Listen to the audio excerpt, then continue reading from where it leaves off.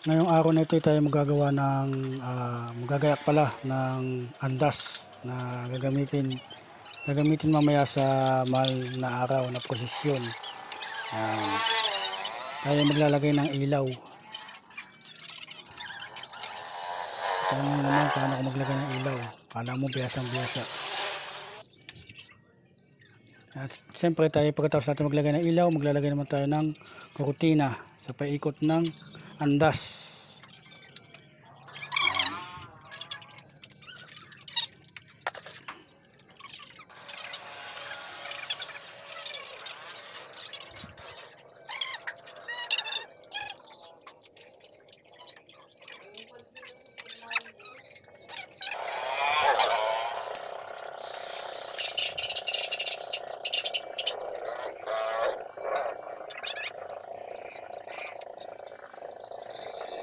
Lalagyan naman natin na kurtina yung may design.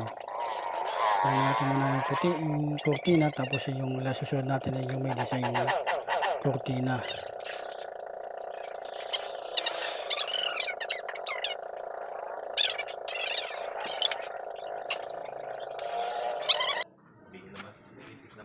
Kaya kita naman ninyo pagkakaayos ko. Pagkatapos ay lalabas ko na yan.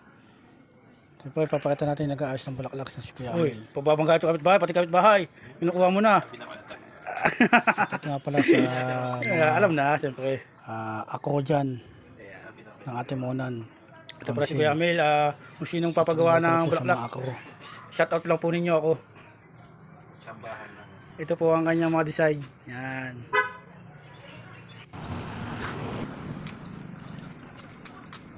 Tapos pagkatapos po natin na gayakan ay lalabas natin para mai-set natin ang ating santo na ilalagay na natin sa taas.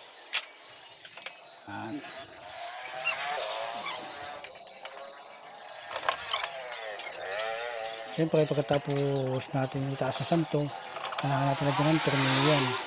Siyempre suot tayo sa ilalim yan para malagyan natin ang siguraduhin natin na nakakabit na maigi ang ating santo.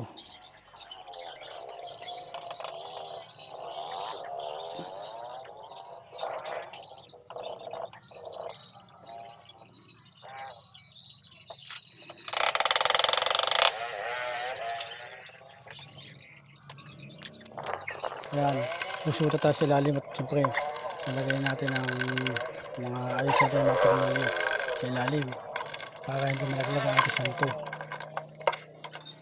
Shoutout nga pala po sa Richman Bakery po, ang may-ari ng santo.